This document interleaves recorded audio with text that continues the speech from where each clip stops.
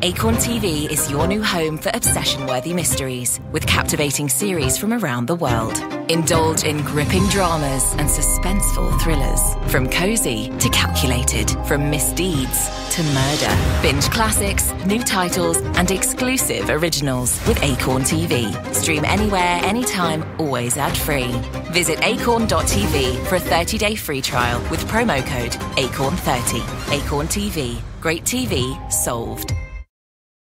When it comes to quality sleep, Ashley has you covered with top mattress brands at winning prices and with special financing options available. You can snooze now and pay later. Plus, your mattress purchase helps give the gift of better sleep to children in need and U.S. Special Operations Forces. Visit your local Ashley store or shop online today and make every snooze count. Financing is subject to credit approval. See store or ashley.com for details.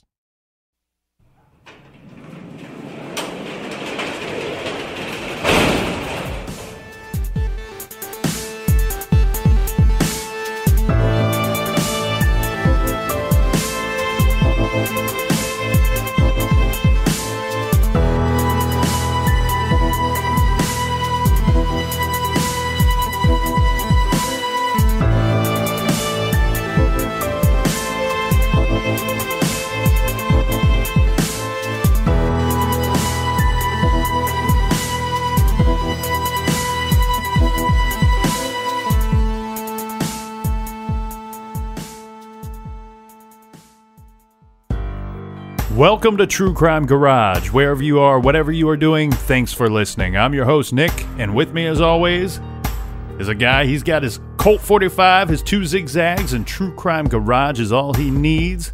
He's the captain. Thank you. It's good to be seen, and it's good to see you, you beautiful people.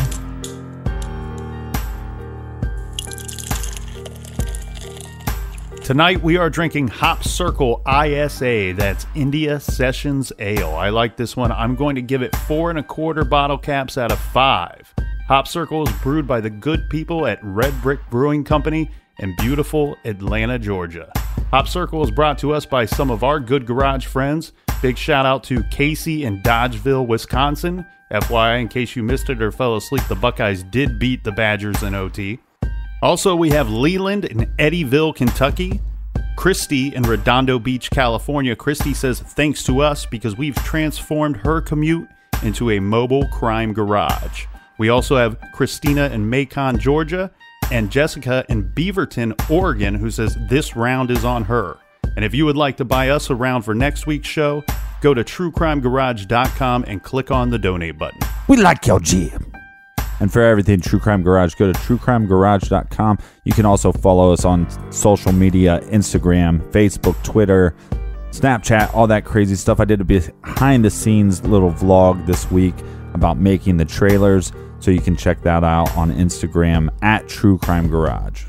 And don't forget, Captain, we have our new True Crime Garage t-shirts out, so go to the website and check out the new design. Yeah, get those before they're gone. You got to get them quick because they are flying off the garage shelves. Yeah, they're flying off the garage floating crime ship floating shelves. So get those now at truecrimegarage.com. It's all very complicated. And that's enough of the business. That's right. Gather around, grab a chair, grab a beer, and let's talk some true crime.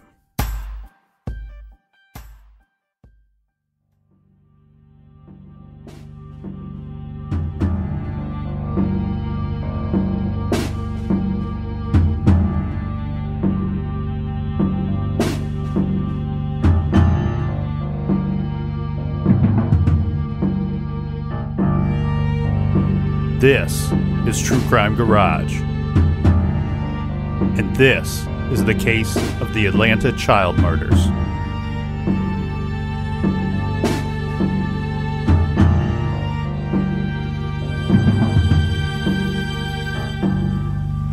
Our special segment tonight is a fresh look at the series of murders in Atlanta. Aaron Jackson Jr. was among the youngest, only 9 years old. Luby Jeter was 14, Timothy Hill 13. Patrick Baltazar, 11. For almost 2 years, the bodies have kept coming out of Atlanta's rivers and woods, and week after week, police speak of sorrow and sympathy, but not a solution. It's just a tragic, horrible nightmare that we're going through. We're not in a position today to make an arrest. There are cases in history that have gone on much longer than this has. At Police Task Force headquarters, there are 27 faces on the wall, 26 murdered, 1 missing. The killer? There is a handful of sketches, no one the same, no one certain to be the person police want. Almost a year after the task force was set up, police can't answer who or why. They don't know how or where or even how many of the black victims may have been killed by the same person. One investigator says even if the killer walked in the door and confessed, there is not enough evidence now to convict him. A half dozen of the cases may be isolated, unrelated homicides, the victims found near home, killed perhaps by family or friends. But somewhere in the city of Atlanta, there is a person who has killed 15 or 20 boys and young men. The district attorney keeps a chart on the wall with names of the dead and room for more. With my theory, the person is not abducted, not kidnapped, not snatched off the street at that particular time, but is willingly going with somebody for something, at least at the instance they get in the car. They're going to make some money, or they're going to meet somebody. They're going starting off willingly. Like many victims, JoJo Bell, 15, was a child of the streets, always in need of money. He worked for his supper once in a while at the seafood carryout and always asked the owner to give him a ride home. He wouldn't walk the street at night because of the killing. You know, they used to joke about it. You know, he said, I ain't gonna let the kid snatch me. But someone did. Yeah, somebody did. Bell had been a basketball buddy of Timothy Hill. Hill spent his last known night at the seedy shack on Gray Street, the home of a 63-year-old homosexual called Uncle Tom. None of the victims has been found sexually abused, but the obvious question intrigues investigators. Mickey McIntosh, one of the adults killed, hung around the same carryout where JoJo Bell worked. You know, I have seen gays come down and seen Mickey in the car with, gays. They would be dressed all up and stuff. They'll come by here and sometimes look for Mickey. Atlanta's safety commissioner will say only what he doesn't know. Where we are in the investigation right now is we do not know the person or persons that are responsible, therefore we do not have the motive. The killer seems to taunt police and read press clippings. After a well-publicized but futile search along a road in an outlying county, the next child strangled with a rope was dumped there. And when a suburban police official criticized Atlanta's investigation, a child choked to death was left just inside that official's county line. After a press report that police had found fibers on some of the bodies, 6 of the last 7 victims have been dropped into rivers, all stripped to their undershorts or less, possibly to wash away evidence. NBC News has learned in some cases the synthetic fibers were found on victims' clothing hanging in closets at home, indicating those children may have visited their killer at times before their death. But authorities have had this secret evidence for weeks, and it still has not led to the killer. Police are undermanned, and there is grumbling in the ranks. One patrolman is quoted, "They don't tell us anything. It seems like they don't trust us." The murder investigation is being run by a 103-person task force. One official concedes it's not even certain what to tell the cop on the beat to look for. The investigation seems beset by friction and frustration. We're going to solve the cases. That's our resolve. The only unanswered question right now is when. Meanwhile, at the cemetery, the dead, Bell, Hill, McIntosh, are being buried faster than the cemetery can supply grave markers with their names. Sadly, some officials concede Atlanta is unlikely to catch the killer unless he keeps on killing. I will say that there's a better chance to catch him if he doesn't stop.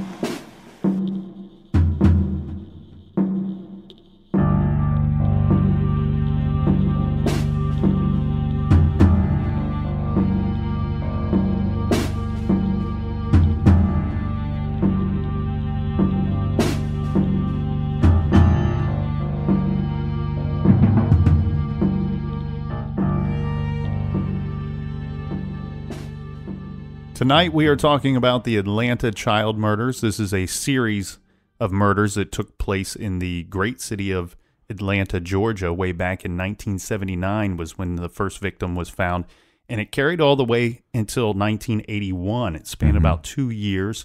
Unfortunately, saw a lot of victims in this case.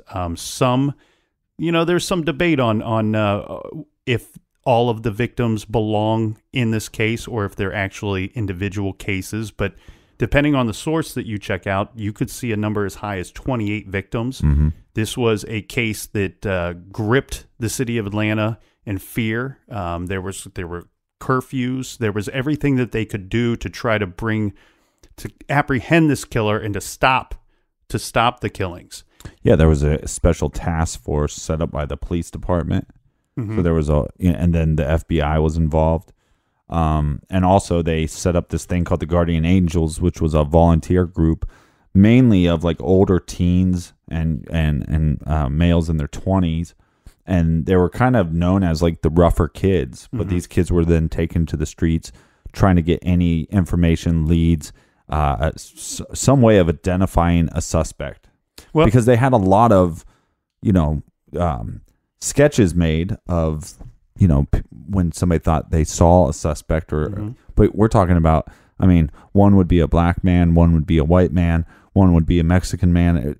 Sometimes there would be two men. Right, sometimes two men. So they didn't have very much of a solid lead at all.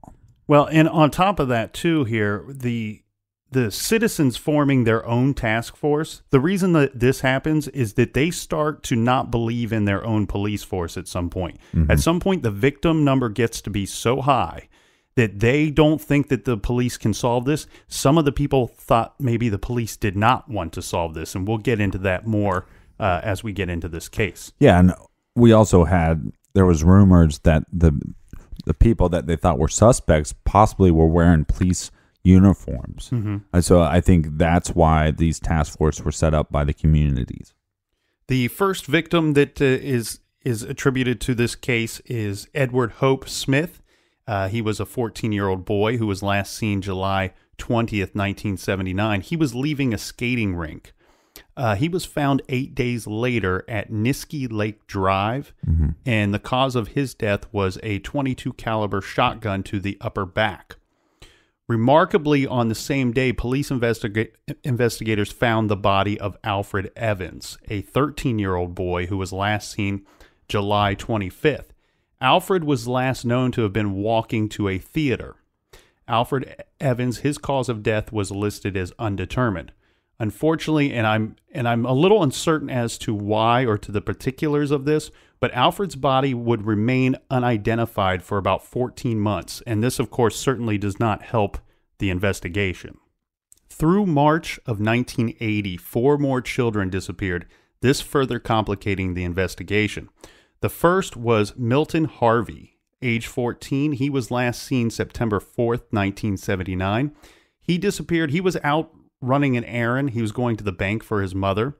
He was riding a yellow 10-speed bike. Now, the bike was found a week later in Atlanta, but there still was no sign of the boy. He eventually was found November 5th, so this is about 2 months later. He's found in a wooded area in the neighboring city of East Point. Milton Harvey had been dead about 1 month when found, and of course there had been quite a bit of decomposition that had taken place, so his cause of death was listed as undetermined as well. Detectives would not immediately connect Milton Harvey's death to that of the first 2 boys because his body was found outside of the area. The second was Yusuf Bell. He was last seen October 21st when he went to the store to buy snuff for a neighbor. Later, a witness would tell the police... Chewing tobacco. Yeah. For people that don't know what snuff is. Later, a witness would tell the police that she saw Yusuf getting into a blue car. Yusuf's body was found on November 8th by a school janitor looking for a place to urinate. His body was found in the crawl space of an abandoned elementary school building nearby the boy's home. Wait, so the janitor was going to go pee in the crawl space. He was going to go pee inside an abandoned building way in the crawl space. Maybe he felt like he needed some privacy. I don't know. It seems like a strange situation to me. But that's who found the boy's body.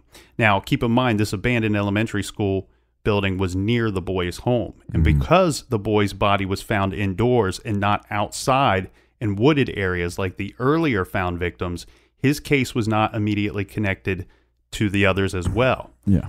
The boy was found wearing the clothing that he was last seen wearing, and he had been hit over the head twice, and his cause of death was strangulation. The third was Angel Lanier. This is a 12-year-old female. This is the first girl victim that we would see. Mm-hmm. Lanier had disappeared on March 4th, 1980. She left her house around 4 p.m. wearing a denim outfit, and she was last seen at a friend's house watching TV. She is found 6 days later in a wooded area, and she had been stabbed to death. Now, there are some conflicting stories here. I saw a couple of sources here, and I do want to point this out. A couple sources that said that she was stabbed to death, and a couple sources that said she had been stabbed, but cause of death was strangulation. Yeah, this is going to be a repeating cycle that you'll see different reports for each victim. Mm-hmm. She was wearing the same clothes in which she had left home, but there was something different here, something very different.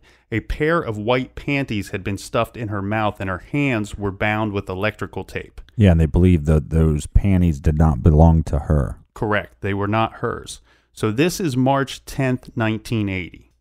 Now, here's something kind of strange here, Captain, right? We have Angel Lanier, who's found March 10th, 1980. Mm-hmm. And she's found it in the wooded area near Campbellton Road and Willowbrook Road.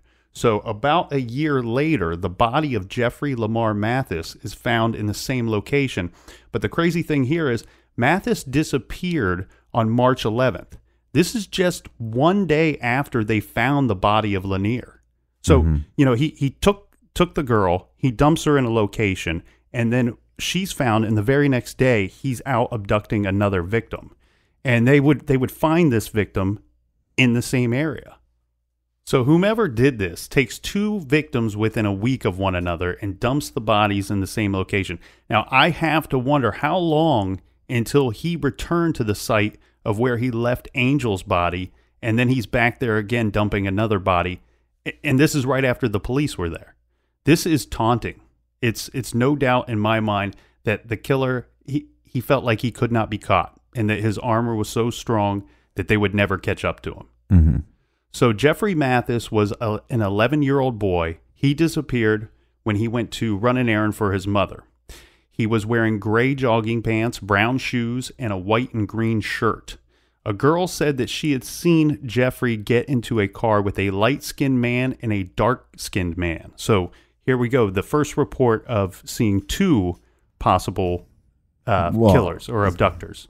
From the way you're reporting it, it seems like this is the first time that anybody's been seen. Yeah, like, this is any line of suspect. We have a vehicle that was spotted We earlier. have the blue vehicle, and then we have now these two suspects. And now he's seen getting in the vehicle with two people. And this vehicle is blue as well. This is he's seen getting into a car, no description of the vehicle, just a brief description of each man. Now, these two men could have had nothing to do with this case. It could have just been a car that he happened to get into. On May 18th, a 14-year-old boy, his name is Eric Middlebrooks, he answers the phone, and then he leaves in a hurry on his bicycle. His body is found very quickly. It's found the next day along with his bike. Mm-hmm. Now, here's a twist here. He's found in the rear garage of an Atlanta bar. Next door is the Georgia Department of Offender Rehabilitation. He has stab wounds on his chest and his arms. These are like small stab wounds, and he died of blunt force trauma to the head. His pockets in his pants were pulled inside out. Yeah, it seems like, again, with a lot of these victims, I mean, a lot of times people think, well, if there is a killer, then he's killing his victims all in the same manner. And in this case, you kind of see this mostly repeating theme of strangulation, but not always. And again, in this case, not lining up with the strangulation either. But again, like you said, that there was this taunting, effect going on. So maybe it was because there was something in the paper that made him decide, well, I'm going to leave a victim out in the open. Yeah, and this is one that I actually thought when reviewing this case, I wasn't convinced that all of the victims listed were part of the same case. I thought that there were a few that might be individual cases. This is one that I thought could have been an individual case, but this is one where they will find evidence to be able to link this to some of the other cases. The reason why I thought this was an individual case is this young man, he had some run-ins with some thuggish people. He had testified in court against some people, against like a young gang of kids. And I think it was initially thought that was retaliation for testifying. And exactly, he's found in a different situation. He's not found in a wooded area. On June 9th, 12-year-old Christopher Richardson, he is last seen going to a public swimming pool. He's last seen wearing blue shorts, a light blue shirt, and blue tennis shoes. And he is found the following January with yet another boy who was killed, and his name was Earl Terrell. On June 22nd, 7-year-old Latanya Wilson disappeared from her parents' apartment. This is the second girl victim that we're seeing here. According to a witness, she appeared to have been abducted by two men, one of whom was seen climbing into the apartment window and then holding Wilson in his arms as he spoke to the other man in the parking lot. On October 18th, Wilson's body was found in a fenced-in area at the end of Verbena Street in Atlanta. By then, the body had been skeletonized, and so again, we've seen a situation where no cause of death could be established. The next day, June 23rd, 10-year-old Aaron Weech disappeared after having been seen near a local grocery store getting into a blue Chevrolet with either one or two African-American men. The witness's description of the car matched a description of a similar car implicated in an earlier case. This was the Jeffrey Mathis disappearance. At 6 p.m., the victim was seen at a shopping center. The following day, Weish's body was found under a bridge. The official cause of death was asphyxiation from a broken neck suffered in a fall. In July of 1980, two more children, Anthony Carter and Earl Terrell, were murdered. We talked about Terrell. He was found with Christopher Richardson's body. Between August and November of 1980, 5 more killings took place. There were no known victims during the month of December. All of the victims were African-American children between the ages of 7 and 14, and most had been asphyxiated. The murders continued into 1981. The first known victim in the new year was Luby Geter, who disappeared January 3rd. He had been last seen in the area of Stewart Lakewood Shopping Center in southwest Atlanta. Geter's body was found on February 5th in a wooded area. This was just Jeter. What's that? It's pronounced Jeter. Oh, thank you. It's like Derek Jeter, but spelled differently. So Jeter, his body is found 70 feet from Van Diver Road, which runs off of Campbellton Road, which, remember, this is where 2 earlier victims had been found. Jeter's friend Terry Pugh also went missing in January. Now, an anonymous caller called and told police where to find Pugh's body. They found Pugh's body in Rockdale County, so we have another jurisdiction to throw into the mix here. Terry was last seen at the Crystal, that's Crystal with a K, restaurant on January 22nd. Terry frequented a place called the Omni. This is also a place that a couple of the other victims were known to have hang out. It was like kind of a teenage spot to go to. Patrick Baltazar would be another victim, and he hung out at the Omni as well. Patrick was 11, and he was last seen in the evening hours on Cortlandt Street.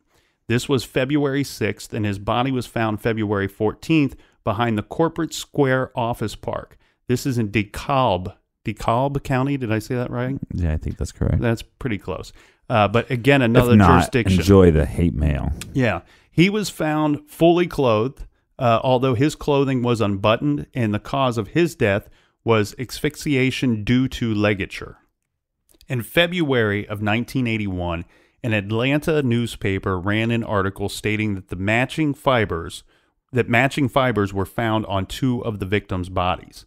This was a big turning point in our case because the killer, just like we talked about last week, our killer is reading the newspaper. He's watching the news and he's reacting and adapting what he is doing to go against the investigation. Now, there's one thing I do want to touch on here real quick, Captain. You know, that in some circles, and I've heard it said several times, and I think that this is a common misconception amongst the general public. You hear this from time to time, that serial killers want to be caught.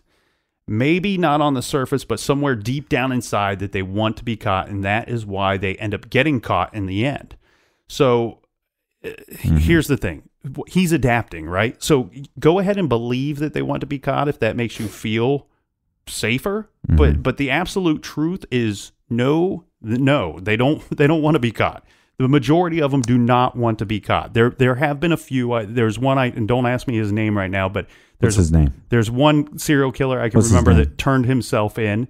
And, you know, so there might be a few that want to be caught, but the majority of them do not want to be caught at all, because this is their drug. Killing and all that is involved in the ritual for them, it's what gets them high. You know, the sexual assaults involved, the rape, or the act of kidnapping, the terror on the person's face, the look in their eye when they're strangling them. This is all part of their game. That's a little graphic for me, but right. But those are the things that I think that's assuming keep these guys lot. Going. Yeah, I think that's what we assume. I think, especially in this case too, a lot of people will say that these aren't connected. They're not connected because the different deaths, and that a serial killer would kill somebody the same way over and over and over. There would be no inconsistencies, which we've seen time and time again that's normally not true either. Well, I don't know that it's assuming a whole lot of stuff, because, I mean, again, time after time in these cases, we see the killer adapting his techniques to elude detection. You know, this guy is now dumping his victims in the river and leaving them in only a pair of shorts or nude, so that there are little to no hairs, fibers, pet hair, anything on the bodies. The police end up talking about these fibers, and therefore then it's like, well, now I got to change up my game. How can I dump the bodies without there being fibers on them? I'll dump them into the water. Yeah, and even if I do happen to still leave fibers, animal hair, pet, it's going to destroy a lot of the evidence. The water should be washing this away. But there's conflicting reports on this, anyways, because there's multiple times that the news in 1979 and 1980 they're talking about that. The majority of these victims were sexually abused. And then later on, it's really hard to find any talk about sexual abuse in any of the reports after, 81. And as we said, after this report comes out in February of 1981, now the new victims are being dumped into the rivers. In March, there were 4 more murders that took place. This included Eddie Duncan. He's the first adult victim. In April, there was Larry Rogers was murdered, and there were 2 more adults, John Porter and Jimmy Ray Payne. Well, and that's, again, if you assume that all these victims are part of the whole Atlanta child murders. And then after that, we have William Barrett. He went missing May 16th, 1981.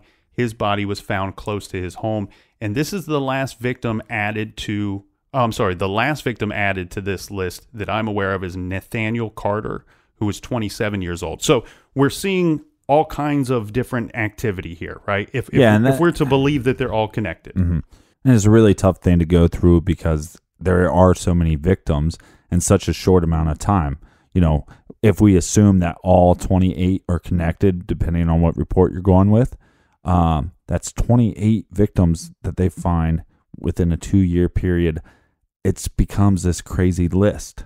And so, sorry that we have to go through that morbid list, but this also is the reason why they spawned a book called The List. And if you dive into this case more, you're going to see that as a reference point over and over. That's called The List. We'll talk more about this case right after a quick beer break. This show is sponsored by BetterHelp. Do you look forward to the holidays? Maybe you struggle with seasonal blues. This time of year can be a lot, and it's natural to feel some sadness or even anxiety about it. But adding something new and positive to your life can counteract some of those feelings. Therapy can be a bright spot, something to look forward to make you feel grounded, and to give you the tools to manage everything going on. If you're thinking of starting therapy, give BetterHelp a try. It's entirely online, designed to be convenient, flexible, and suited to your schedule. Just fill out a brief questionnaire to get matched with a licensed therapist and switch therapists at any time for no additional charge. Find your bright spot this season with BetterHelp. Visit BetterHelp.com/garage today to get 10% off your first month. That's BetterHelp, HELP.com/garage. Rosetta Stone is the language learning program with a lasting impact. I've been using their app to learn French, and it's not just about memorizing words, but actually having real conversations. And it's not just French. They offer 25 languages. Right now, Rosetta Stone has an awesome holiday deal, 50% off their lifetime membership. Every language, unlimited access forever. For anyone keen on diving deep into a new language, check out rosettastone.com. It's a game changer. Major phone carriers make you sign contracts with rigid data plans to trap you into a kind of forced phonogamy. Sounds pretty insecure if you ask me. At Consumer Cellular, we believe in a more consensual and healthy form of phonogamy, free of contracts and more flexible to your data needs. This way, you stick around not because we force you to with contracts and fees, but because you love our phone plans. Like ardently love our phone plans. Phonogamously. Consumer Cellular. When freedom calls, we're here to answer. Call us at 1-888-FREEDOM. All right, now we're back from our beer break. Cheers, everybody. Cheers. We've already gone through the victims in the Atlanta child murders case. And earlier we touched upon the idea that the locals, the civilians, had set up their own task force because they weren't really believing in the police efforts and didn't trust the police to finish the job, right? But we've already are seeing multiple jurisdictions, multiple agencies working together to try to solve this case. Yeah, the FBI is involved at this point as well. The FBI gets involved, as well as the BCI units. They come in and they're trying to figure out how to apprehend this person that is killing off the youth in Atlanta. Mm-hmm. Now, there's a couple problems here, though. They come up with some different ideas, and we'll touch on those in a minute. What I do want to get into right now is the super cops. So enter the super cops. This was an idea that they would grab some of the detectives and police officers that were involved in some of the most notorious cases in the United States. They would get them together for a meeting. They would present them with the victims, much like we just did earlier. And they would ask the super cops to, as a group, form several opinions about the case. Yeah, kind of a profiling session. Yes. So who were the super cops? These were people that were involved in the most notorious cases. They were looking for officers and detectives who had handled one of two different types of serial cases. The first being detectives who did not know that a series of murders had taken place before the offender was caught. The second being detectives who were already pursuing serial cases but did not know who the killer was. And here is a list of the members making up the task force that was the Super Cops. We have Captain Sidney Smith and Detective David Millikan. These were two guys that investigated the sexually sadistic killers Dean Corll and Elmer Wayne Henley, who killed 17 people and buried their bodies in a boat storage building in Texas. Mm-hmm. Next, we have Detective Frank Braun. He was one of the detectives in the famous John Wayne Gacy case from near Chicago. Gacy killed 27 young men and buried their bodies in his crawl space and some in the yard as well. We also have Inspector Joseph Borelli, and we've actually discussed him on this show. He investigated the famous Son of Sam case in New York City. Mm-hmm. And of course, he was the one that was out shooting couples that were sitting in their cars. We have Lieutenant Ed Henderson and Detective Philip Sartucci from Los Angeles and Bellingham, Washington. They investigated the Hillside Strangler case. We also have Inspector Jeff Brosh. He investigated the zebra killings in San Francisco, which were committed by African-American religious extremists. And last but not least, we have Lieutenant Frank Chase and Detective Robert Keppel from the Ted Bundy murder cases. Now, the Super Cops, as said, they were presented with the cases and with the crimes, and they were asked to come up with, they had three objectives. All right, the first was to give an opinion on how many murders were connected. The second objective was to provide a criminal profile, and the third, to give a plan for apprehension. Now, let's talk about the first objective, murders connected. The super cops believed that at least 23 of the 27 murders that they had reviewed were connected and committed by the same person. Okay. And using this, they're going off of the idea that they had animal hairs and fibers linking 9 of the victims. So there was not much debate over those 9, right? Yeah, but then we had a lot of the victims that ended up in the water. Mm-hmm. So that could, deter some of the evidence. So I think that's what they're going off of, is we got 9 that we can link, so then we can probably link some of the ones that went into the water as well. You're exactly right. We have the 9 that were linked by fibers or animal hairs or both. And then we have other victims that were found with some of those victims or near those victims. Mm-hmm. And again, as you had mentioned. Or they also had relationships to the other victims. And then we start seeing the victims showing up in the rivers. So this is the killer adapting to the investigation, and they believe that these are all linked as well. So that bumps up the number quite a bit. They did say that they could not and would not rule out the other 4 murders. All 27 could have been the work of one serial killer, but they felt very strongly about the 23. Mm-hmm. The second objective was to create a criminal profile. Now, it's hard to find somebody that's willing to take responsibility for this, okay?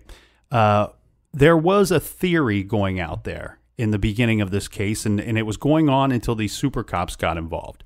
Now, this theory was that these crimes were committed by a white racist group, mm-hmm. by a white racist person or persons, or an occult. And they used these theories thinking with the thought that somebody or someone's, they were working together to eliminate African American youths in the community to create this all kinds of fear. Yeah, well, I don't think fear would be the right motive. I think if it was a white supremacist group, what they're trying to do is create one fear, but outrage, and then basically what you want to cause is a race war. Well, the first thing that the super cops come up with, and they're not very far into the presentation, that they all seem to agree that the Atlanta child murders were more likely committed by an African American male in his 20s. And they okay. And they have some theories on this, all right? Let's hear these genius theories. Okay. Very condescending. But some of the killings had victims disappearing or were last seen in areas popular with young African American males. Mm-hmm. And asphyxiation was being the predominant method of death. And this does not logically fit the white racist theory. These were not terrorist murders. This was committed by somebody, a young African American male in his 20s, whose method of operation reflected a personality with a need for hands-on activity with each victim before and after death. This would be a killer that had the ability to move about freely. He would have to have had relationships in the community, and he needed his presence in the area. So he could be in the area on any given day that he would choose, and it would not be considered anything out of the ordinary. Mm-hmm. He was somebody that could walk amongst the people and not stand out. The super cops also believed that the killer was taking victims that had no idea that they were in danger. Asphyxiation is the most likely cause of death in most of the cases, and in those cases, there are no signs of struggle.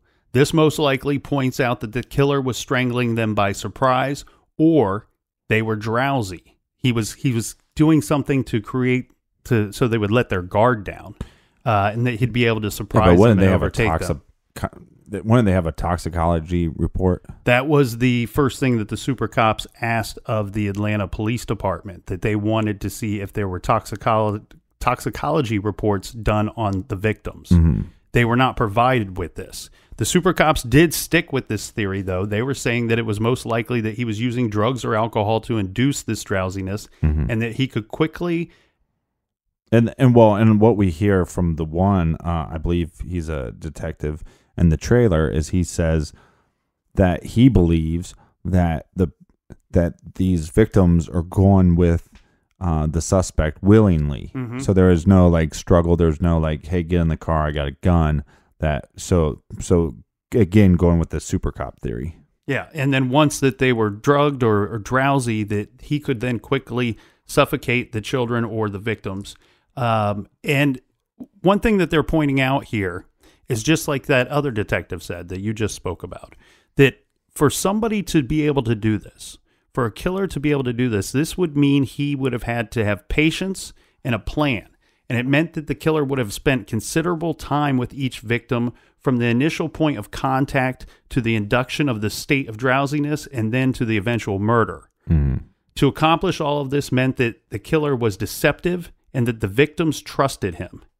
They also believed that the killer would have had something that the young victims would have wanted, and that this would be how he would lure them into his trap. Money or something. You're exactly right. I mean, all these victims were coming from poor areas. Yeah, and they thought that the killer's line of approach was most likely an offer of a short-term job to make quick money. And they also noted that this is something that they had seen in their previous cases and that this is a typical serial killer lure. To the young victims, the killer may have looked like a role model or a big brother type figure. He is able to get his victims that range in age from 9 years old to 28 years old under his complete control. And what added to his ability to attract each one of those boys was that they were exact clones of the murderer himself, of what he thought of his own self-image. He looked, thought, walked, and talked just like the victims. And that would be what would appeal to the victims the most. He identified with his victims so well that his victims probably never were afraid of him. He would have presented himself as educated, well integrated into the community, and always having a good job. His victims, because they were young, they were unable to see through his mask of superficiality. So the killer has the ability to mingle across a spectrum of elementary boys, teenage victims, and young adults. That would lead you to expect to find the killers comfortable in each of those atmospheres. He was, or probably still is, a volunteer or employee of of some type of boys club, like the Boy Scouts of America or the YMCA or so on. Yeah, or after school program. And he very well likely might have been a volunteer, substitute teacher, or vendor in an elementary school. He may have frequented boy prostitutes or been involved in the gay scene. He is not likely to have been an out-of-the-closet homosexual. In fact, he might have been known to hate homosexuals in some circles and be superficially heterosexual in his own family. Then there was the need for total possession of the victims by engaging in post-mortem activities with them.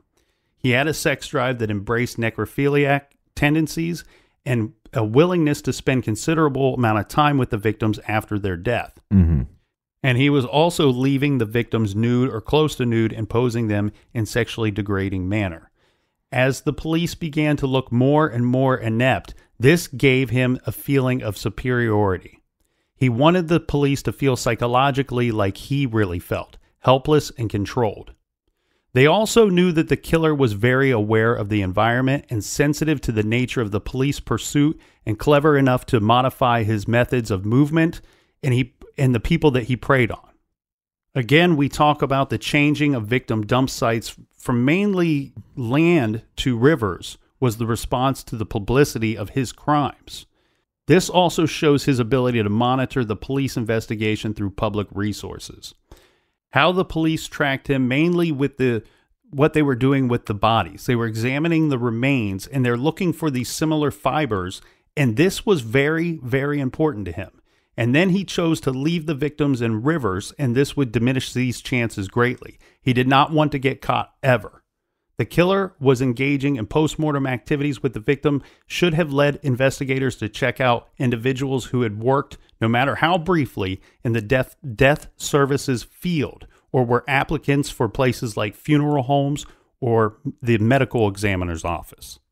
That was their lengthy profile of the killer. But when it breaks down, when you break it down to simplicity, what they're talking about is an African-American male who can go into these neighborhoods and be almost unseen because he fits into the neighborhoods.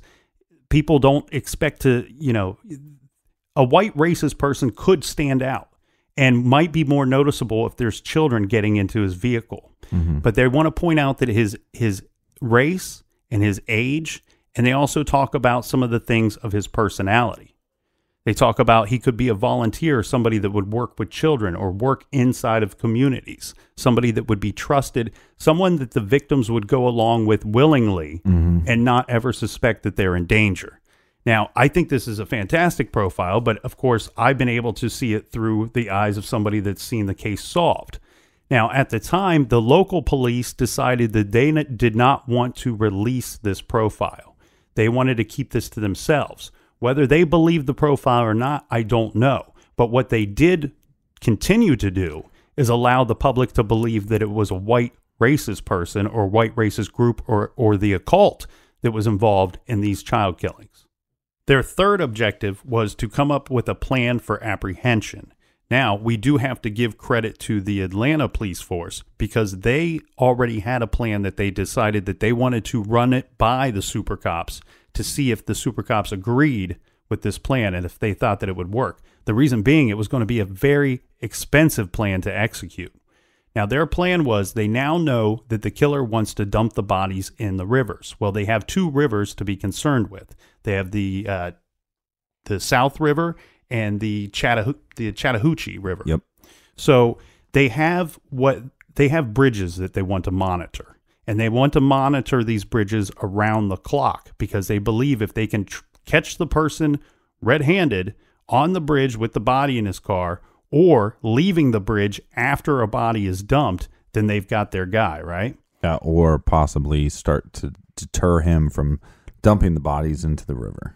So they have 11. But go ahead. Both of those rivers are gigantic. So yeah. To assume that, that a killer is just dumping the body above a bridge, I think is silly for one, because I mean there's a million entrance points to that river, and so the fact that we go, okay, we're going to go with these two locations. This is what we believe. We believe because of the fibers, and what you haven't been talking about is the fibers that they believe that they have on these victims come from a vehicle, possibly a trunk or something.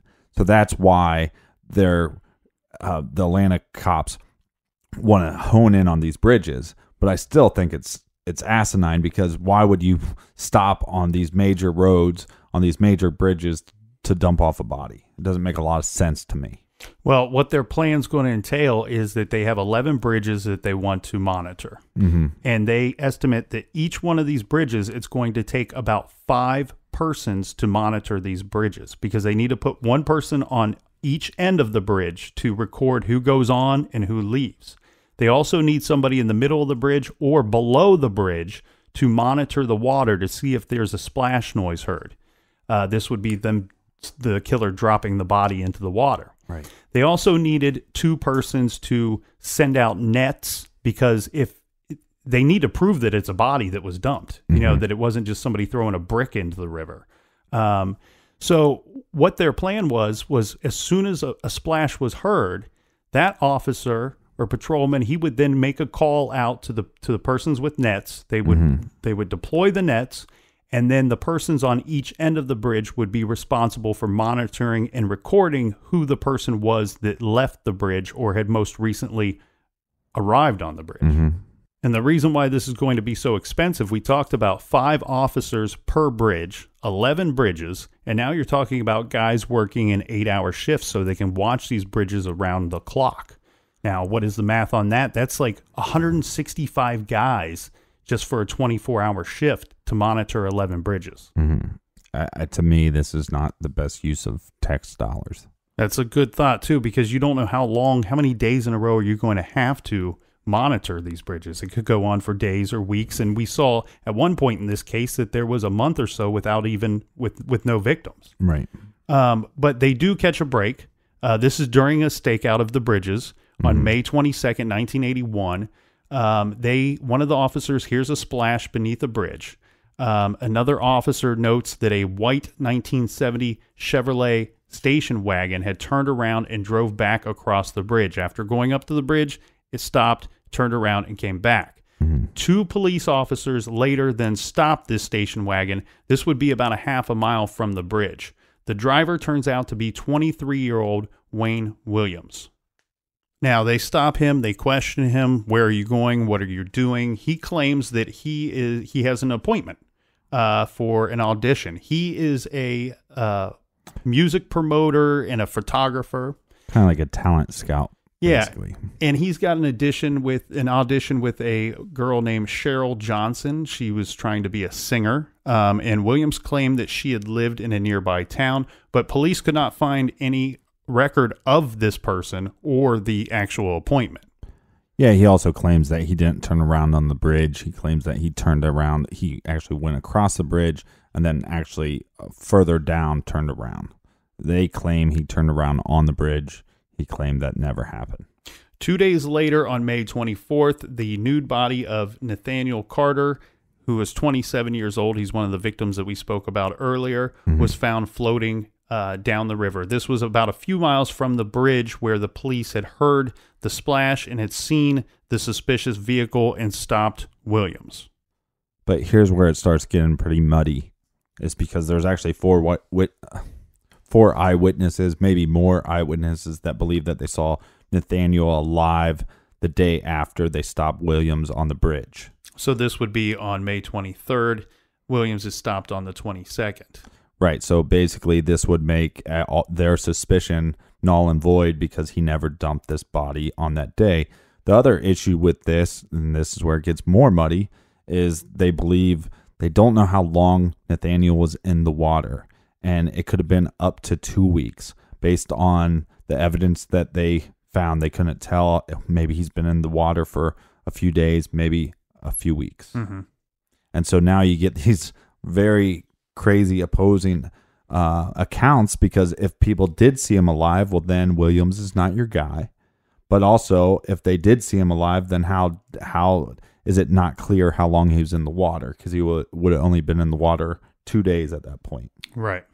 And but they do have, in their defense, on their side, they have that Wayne Williams was the only person that was stopped on their monitoring of these bridges. Yeah, but how many weeks were they monitoring these bridges? It was several weeks. I believe it was 4 weeks. Yeah, so you got 4 weeks and you got nothing's happening. Mm-hmm. How many cops were we talking about in a 24-hour shift? 165. So 165 and 24 hours, you don't pull over anybody suspicious. Then you pull over this young 23-year-old black boy, basically. Mm-hmm. And because he turned around somewhere, whether it was on the bridge or if it was a little further down from the bridge, I think that's why they pulled him over. Who knows if they heard a splash. Yeah, it's been called the splash heard around the world. But regardless, they pull over Wayne Williams. But the problem that we have with this is, yeah, you hear a splash. Who you don't know that that's Nathaniel. Yes, they find Nathaniel, but the two opposing accounts are, one, he's been in the water for weeks. So that weeks before, you heard a splash that happened 2 weeks ago. That's either the account, or the other account is that Nathaniel was actually alive the day after. Mm-hmm. And so there would be no splash at all. Unless the one eyewitness account is completely wrong. It's not one. It's at least four. At least four. And different reports that I've seen have said 4 credible, 8 total. Now that's a lot of eyewitnesses. When Williams is pulled over, the officers notice a 24-inch nylon cord is in his vehicle. And this would be what they would say would be the murder weapon in several of these cases. Mm-hmm. And again, we talk about how the attack may have went down. These were attacks where there didn't seem to be any type of defense wounds on some of these victims. Some of the victims didn't even appear to have reached up to defend themselves, to pull whatever it was from their neck that was choking them. Mm-hmm. And they believe that this, when you took that nylon cord that they found, that when you would lay it across the neck of some of these victims, that it would match up perfectly in size. Yeah.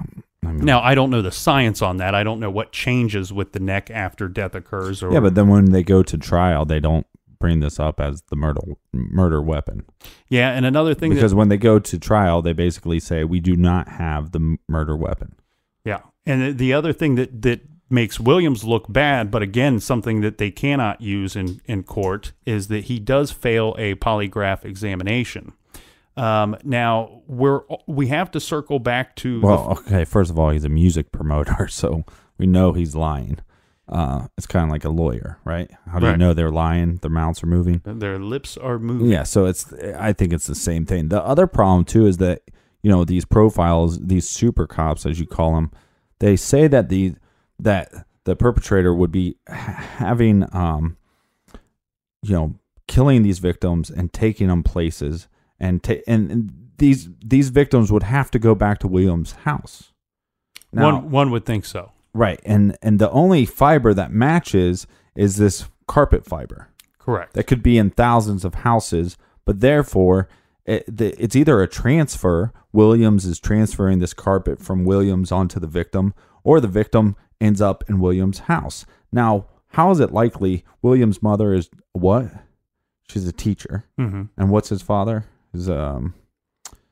I think he's a teacher. I think he is a teacher. Yes. Yeah. So 2 educators, and he has to get these kids into his house, whether they're murdered beforehand or afterhand. And you're going to tell me that they have no suspicion of this? Doesn't make a lot of logical sense to me. You're exactly right. You are exactly right. But with the fibers, okay. So we have fibers from a carpet from the Williams residence was found to match those that were found on 2 of the victims. Additional fibers from the Williams' home, their vehicles, and their dog were later matched to fibers discovered on other victims. But matched is they're using that word pretty loosely, because when they first found the dog fibers, they claimed that it was from a Siberian Husky. But then once they got Williams, what does Williams has? He has a German Shepherd. So therefore they said, okay, this pretty much matches a Siberian Husky, but it also matches a German Shepherd. Well, what range are you going with? I mean, it matches a dog. We know it's dog hair. Close enough. I mean, that's what it seems like to me. You don't make a report that you have dog hairs and it's this breed, and then later on say, well, it could be this other breed as well. Well, and then you have your 4 eyewitnesses that say that they saw Nathaniel Carter alive the next day on the 23rd. However, there was an eyewitness that said that they had seen Nathaniel Carter holding hands with Wayne Williams on the night of the 22nd. That's the night that police believe he was killed and then dumped in the river. And this eyewitness account is a little fuzzy anyways, because I believe the first account was that he was holding hands with a white male. And then later on that recanted to, no, it would be Williams, because Williams was a lighter skinned black man. And so it was like, oh, I kind of got that wrong. Well, again, in this case, we have tons of eyewitness reports seeing white man with a black man. We also have this report coming out too that I saw him with a white man, 2 white men, and one of the white men had a visible scar on his right cheek / jaw area. And this is a eyewitness account that comes out more and more and more. Okay, Williams has no scar on his right cheek.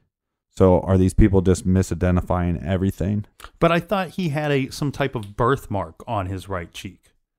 I don't know. If you look at the picture, I don't see it myself. That may have been confused for a scar.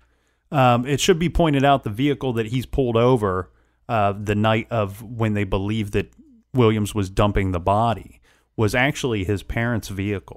He was living with his parents at the time, and they had a station wagon, which they recently just received, because before that they had a blue vehicle, which we have the accounts, the eyewitnesses saying they saw a blue vehicle. And what makes this kind of interesting as far as the Williams scenario goes is during this whole time, they have this blue Ford, I can't remember what it's called, but it's constantly breaking down. So they're constantly getting new rental cars. Because he's like upper middle class. We're not upper middle class, I'd just say middle class. Right. Even so much so that the detectives, when they were like, okay, now here's our number 1 suspect, even when they went to the house, the first thing was, well, geez, this is a nice place. Right. It was very shocking for the detectives. But all these cars that they're giving them, majority of the time, are Fords, So all of them would have the same lining in the trunk, normally the same lining, and where your feet go. But they have records of all that, and that was presented in the trial as well. Unfortunately for Williams, a lot of that does not exonerate him. Yeah, and it's interesting because having access to so many different vehicles probably helped him elude detection for so long. I mean, you get confusing reports. Oh, we saw this car. Oh, we saw that car with the next victim, and so on and so forth. That helps Williams carry out these crimes and go undetected. Furthermore, he's driving his parents' car the night that he's pulled over, but he also had his own vehicle as well. So we see an additional vehicle that he had access to. Yeah, and I and a lot of the stuff that I read, they don't talk much about that. It just seems like it's pretty. Maybe that vehicle isn't working in working order too. I mean, he is, basically doing some freelance photography and I think videography as well. But primarily, he's like this kind of a loser music promoter, a fast talker trying to make something big happen. Talked about how. We have this group and we want to model them after the Jackson 5. Mm-hmm. Well, I got this group too. I want to model it after the Beatles, the best-selling group of all time.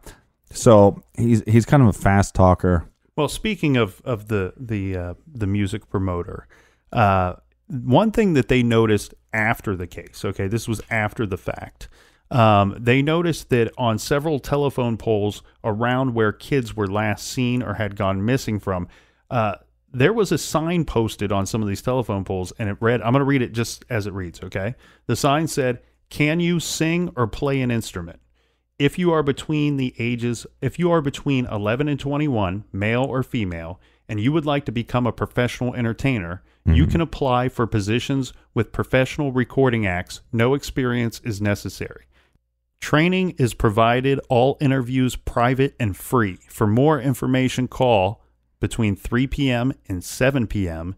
And then it gives a 10-digit phone number there, 404 area code. Right, which is his parents' house, and I presume. And, well, the number was for Wayne Williams. Yeah, now here's another issue with this whole thing, though, because Wayne Williams claims that, yes, we were a talent scout. We are looking for talent. And that when these murders were taking place, that they actually contacted the special task force that they set up just to go over these murders and explain to them what they were doing. Mm-hmm.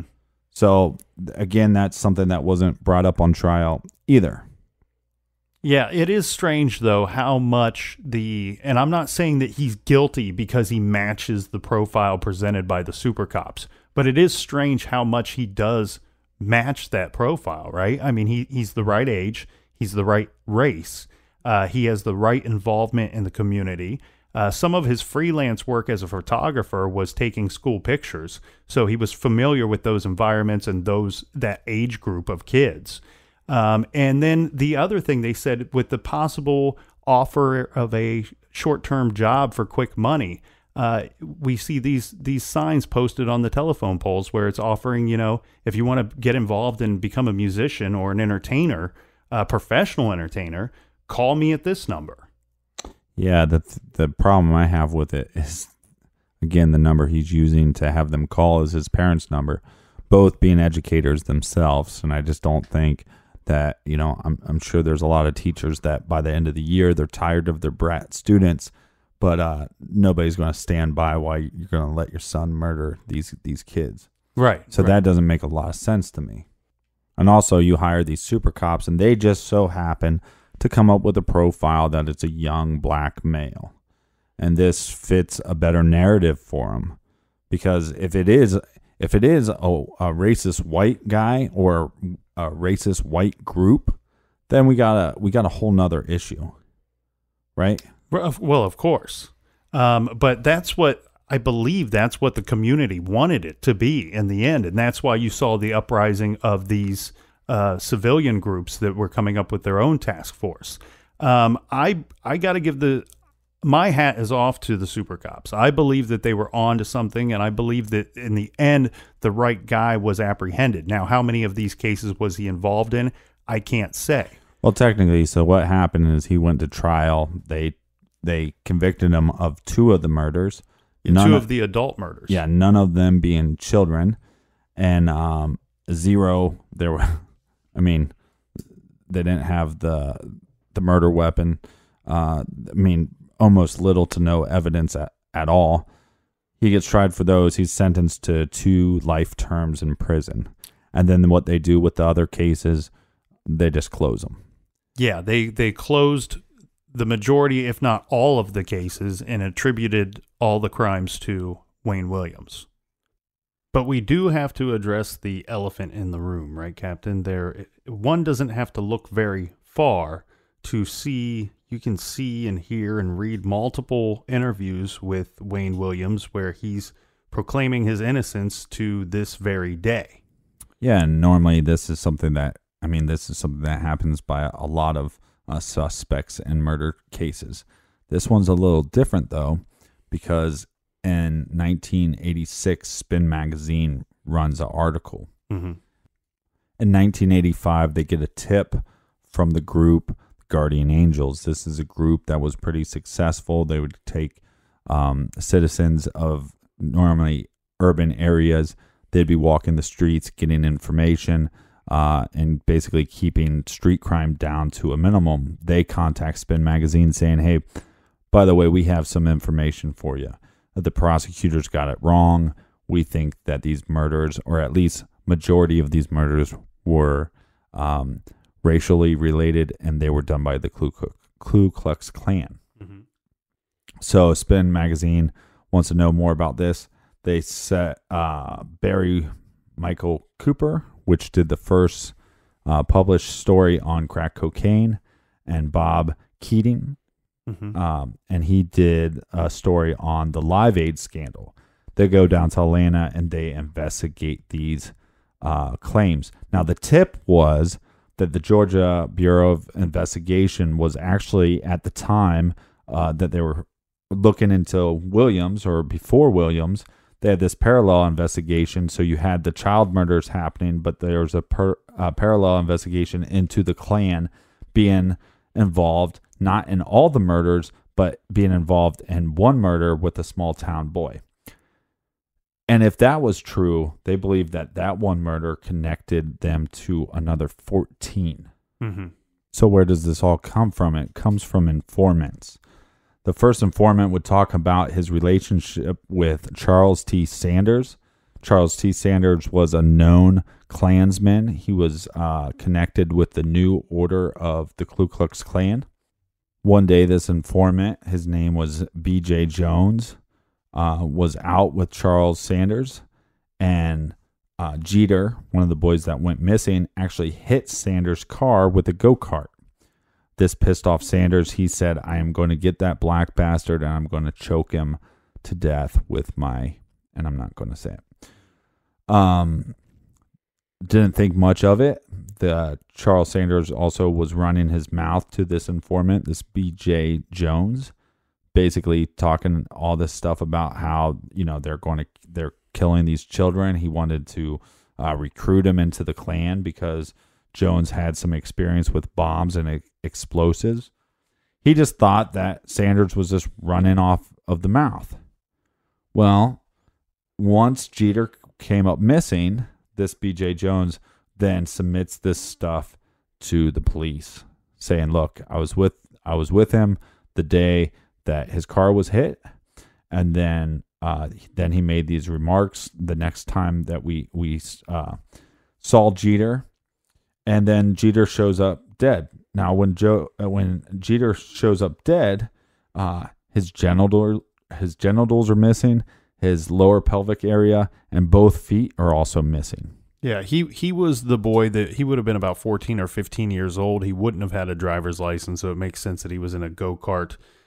He hits Sanders' vehicle, and he was the one that disappeared on January 3rd. And his body wasn't found until February 5th. This was in a wooded area. He was last seen in the area of Stewart Lakewood Shopping Center in southwest Atlanta.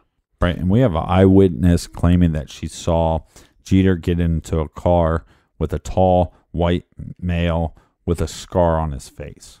scar on his neck, I believe. Yeah, scar on his face or his neck. That's roughly the eyewitness testimony. Well, this would come into play because now we have this parallel investigation into the Klan, and now we have somebody to target. We have Charles T. Sanders. Now, his family, the Sanders family, there's at least 5 known members that are involved in the Ku Klux Klan. Multiple charges, multiple convictions to these members and their family. Everything from child molestation, murder, assault, battery, drunk driving. These are just not great people. Also, charges with narcotics. Charles Sanders was a known... his business was narcotics, basically. So the main suspect is Charles Sanders, the brother Don Sanders.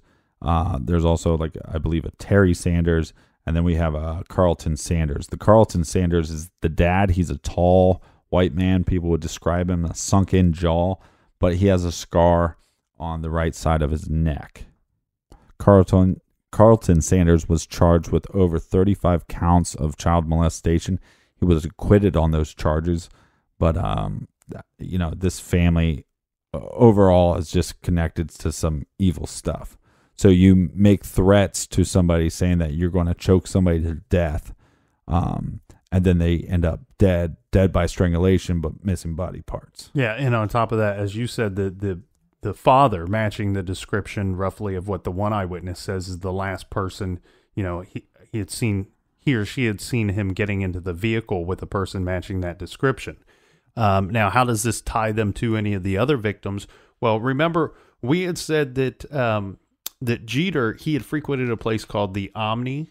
This would be a place that several of the other victims were known to have hung out, as well as his body was found 70 feet north from Vendiver Road, which runs off of Campbellton Road, which was where 2 of the earlier victims were found.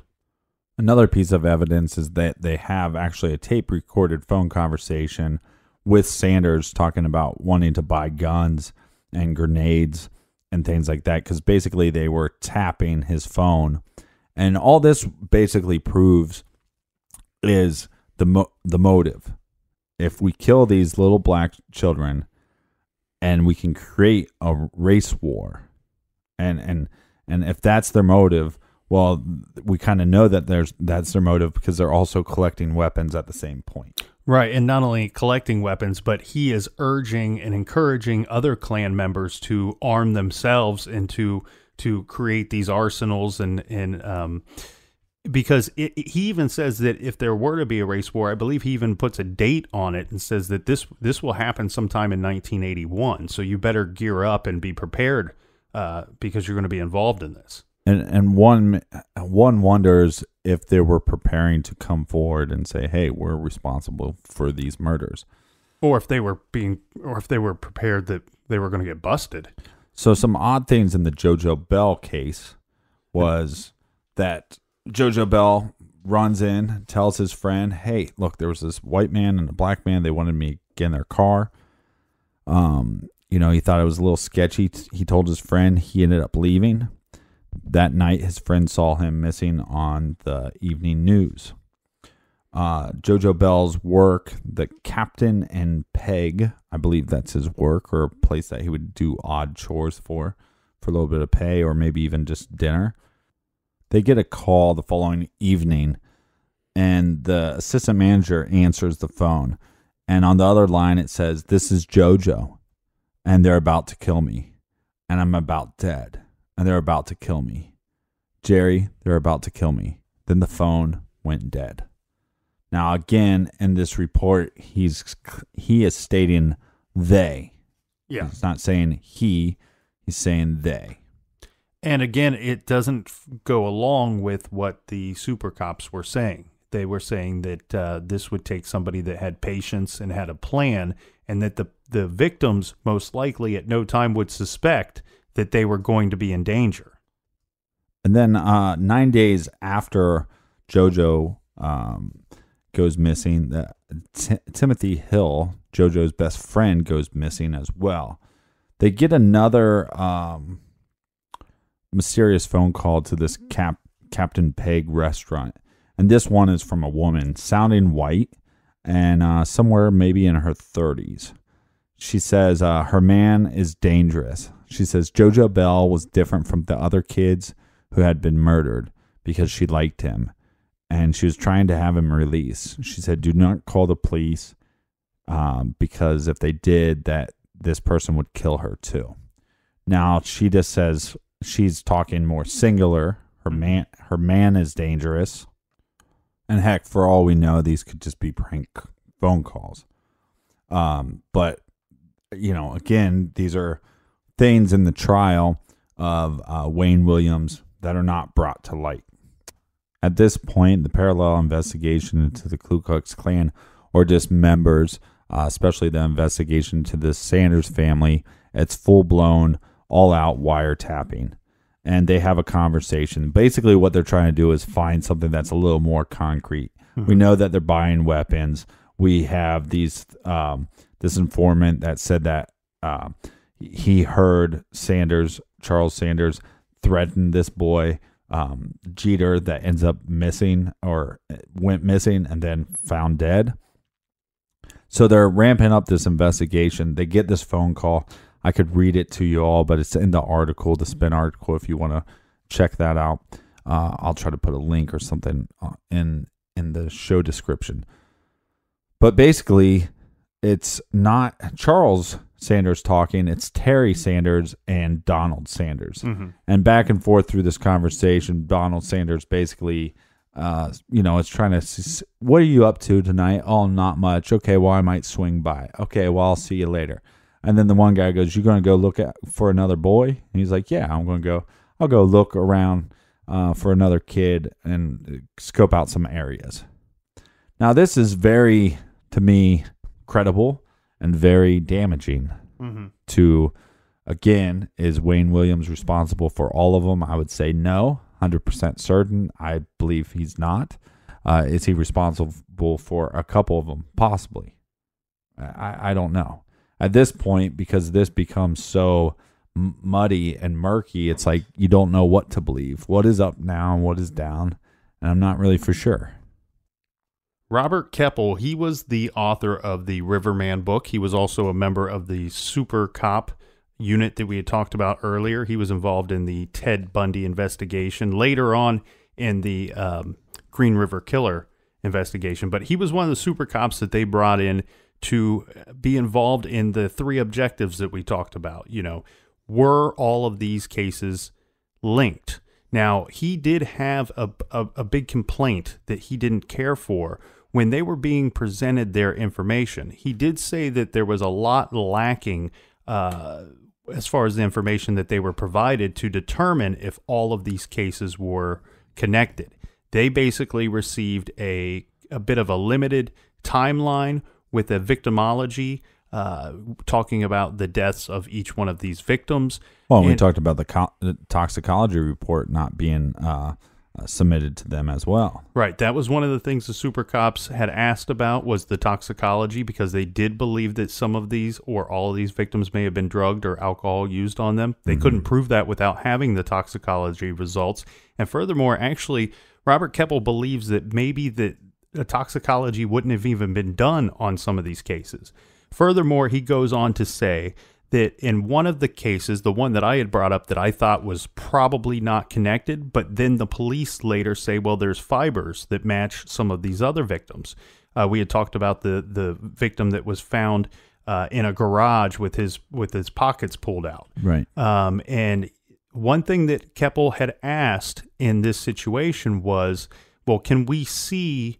We need to be able to see these fibers. We need to have the actual reports on these fibers, because one thing that the super cops had questioned were, is there a chance that these fibers are so generic that anybody could have them in their homes or anybody could have them in their cars? And the captain brought up one thing that was really interesting earlier about Wayne Williams's parents having multiple vehicles, whether it be rentals or because they were replacing vehicles or whatnot. And we know Wayne Williams drove a separate vehicle as well.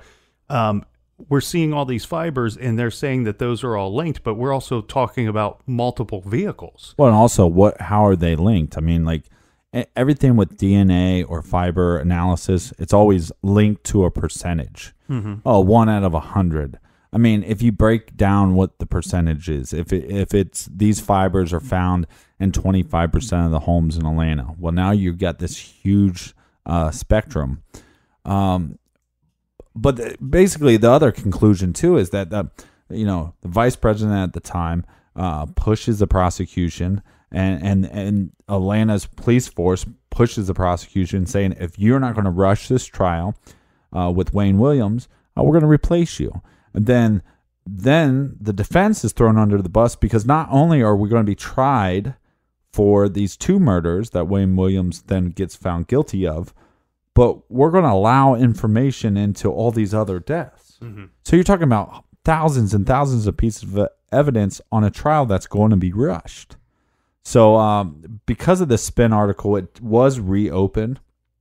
Then it was closed, and they put him back in his box. Now, I think the point of all this is, I don't know if this, I'm not sitting here saying, well, it has to be this Charles T. Sanders.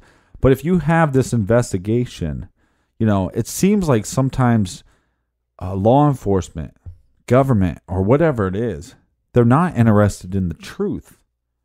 They're just they're trying to mop up this bad problem, but they're mopping it up with a wet mop. Right. You're just pushing the water around. And at the end of the day, if Wayne Williams didn't do this, then you got an innocent man sitting in prison. Right? So that's the first flaw. But also, the community has a right to know, and the parents of the victims, and majority of them now, after these articles like this, after these other informants come out, the parents of the victims say, look, we don't buy this Wayne Williams theory anymore. And it's not fair to them for them to not ever know the truth. But the truth of the matter is that most of the time, law enforcement, government officials, the vice president of the United States, they don't give a shit about you. And it's not because you're white, and it's not because you're black. It's because you're poor. So even if this happened to a group of poor white kids, it'd be the same thing. It's a poverty thing, and I think it's a shame that I don't think we're anywhere further from solving this thing than they were in 1981. Well, I mean, okay, so here's the thing. Think about this, though, too. We have Robert Keppel, who is pointing out clear holes in the investigation. And yet this police department, this police force flew in all these super cops from different states and different cities and paid them and put them up in nice hotels and asked them to stay in their city for a handful of days. And meanwhile, they present them with Swiss cheese-like information. Yeah, or they put their, it's like, hey, fight this fight. Oh, by the way, we're going to put your hands behind your back. Yeah, and they're like, okay, well, if these super cops are willing to put their stamp on it that 23 out of 27 murders are connected, then all we got to do is find the guy that does the next murder, and if we can link him to more than one, then we probably found our guy, right? The other interesting thing here, too, is they presented a completely different profile than what the public was already working off of. The public was working off the profile that it was a white supremacist, or it was a group of white supremacists. Right. And when these super cops were flown into Atlanta and paid to be there, and they offered this very extensive profile that goes against everything that was already the original thought. Well, and also then they're told that we don't want to release that profile. Well, why did they not want to release that profile? Did the Atlanta police force know something that they did not present to the super cops?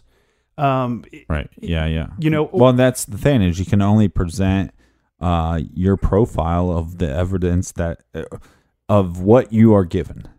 Now, the apprehension, the plan for apprehension, it did lead to Wayne Williams. Do I believe that he was involved in some of these deaths? Yes, I do, because there are some things, like the carpet fibers from his home.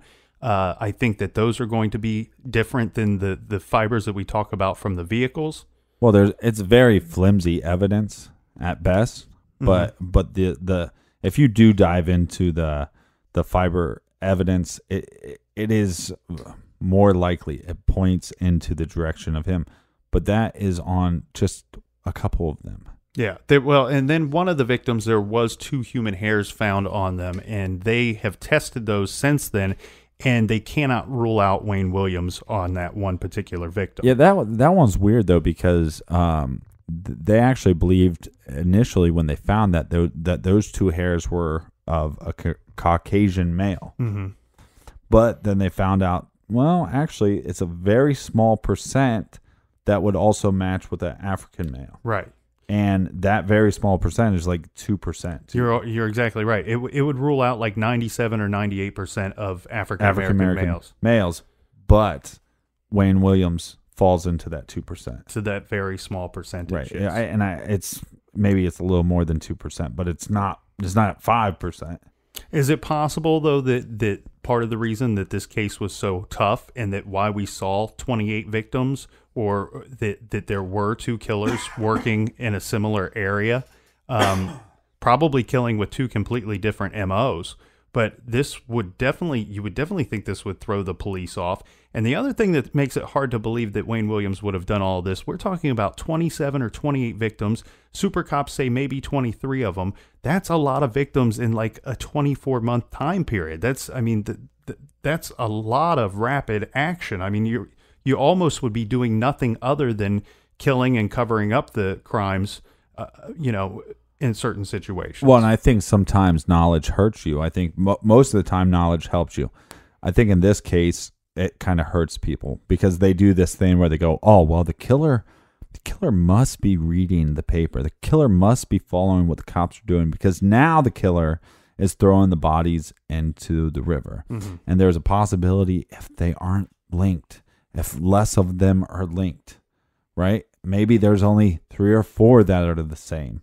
Then, or maybe just the ones that were found in the river are connected. Mm-hmm. It necessarily doesn't mean it's the same person.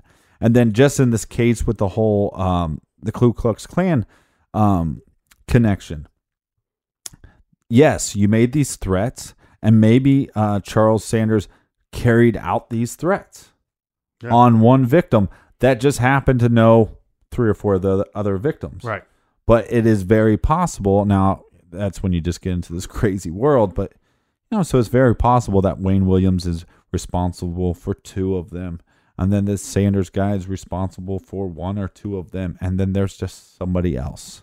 All these things come out about the KKK afterwards. There were a couple things that did come out against Wayne Williams after the fact. One being that a police officer would later say that at one of the crime scenes, Wayne Williams had stopped by and offered to photograph the body for the medical examiner's office, that he was a freelance photographer and that he would do this to help out with the investigation. Mm-hmm. It's also suspected that he may have signed up to try to help search for one of the victims. And then in a third case, there was an eyewitness that had reported seeing Wayne Williams in his vehicle attending the funeral of one of the victims. Yeah, that's very odd. Again, I mean, I think it's weird because if you watch an interview with Wayne Williams, he doesn't seem like that bad of a guy. He just seems very slick. He seems like he's slippery, isn't he? Yeah, well, he seems like he's hot shit or something. But this whole case in general is frustrating because one, the victims they didn't get to live a meaningful life. They didn't get the opportunity to do something productive with their life. And the other sad thing is that there's no real answers. I mean, you have a guy behind bars, but there's no real answers. And we really need to start pushing for the, it's truth. That's what we should push. Mm-hmm. It doesn't matter if it's right or wrong. Just find the truth. And while the captain and I might not agree on if Wayne Williams was connected or if he was responsible or how many of these murders he was responsible for, I think one thing we can agree that one thing we do agree on is that it was irresponsible of law enforcement to close all of those other cases just because you had a conviction on 2 of them. Well, what the law enforcement did was they told the parents of those victims and the families of those victims, you are nothing more than a number. That's the statement that they made to me. And I think that's absolutely wrong, because white or black, it doesn't matter. And frankly, I get tired of people going around and identifying as such. I'm a white male, or I'm a black male, or female, or whatever. At the end of the day, we are a human race, and we should start acting like it. Thank you, Captain. I'm so inspired right now. All right. I just sometimes these cases just piss me off, and I try to just be light and airy, but God, it just pisses me off. Well, you want to hear something else that's going to piss you off? My we have to do a show next week. My recommended reading for this week, Captain's going to hate this. I'm going to recommend a book that I recommended before. Oh my God! Just do your job. Yep, this is one that I recommended way back when, probably on our 3rd or 4th episode. But the reason why I'm recommending it again is because it is on my very short list of true crime books that I keep returning to. That multiple times in my lifetime. I've read this thing 4 times, and I went back to it when we started looking into this case for this week. And that is by the author and detective Robert Keppel that we talked about in this case, and his book, The Riverman, Ted Bundy and I Hunt for the Green River Killer. The reason why I keep going back to this book is because it's by an investigator, one that was involved in some of the biggest, most notorious crimes in this country. It involved the Ted Bundy case. It involved the Green River case. He was also one of the super cops in this case. And it discusses the Michigan, the Oakland County child murders as well. This is one of my favorite true crime books of all time. You can pick it up by going to our website, truecrimegarage.com, click on the recommended page, and look for The Riverman, Ted Bundy and I Hunt for the Green River Killer. And you can get anything through Amazon. So go to truecrimegarage.com, click on our Amazon banner. You can buy anything, and they kick back a little love, no extra cost to you. If you saw my Instagram video of making the trailers and making the music for the show, you would have seen my beautiful, beautiful diver's helmet, and that was picked up through Amazon. And a big thank you and a big I like your jib to all the listeners. The love in the last year has been amazing. Thanks for telling a friend. Thanks for the support, and big exciting things coming up for the garage. That's right. And until next time, be good, be kind, and don't litter. And be a human.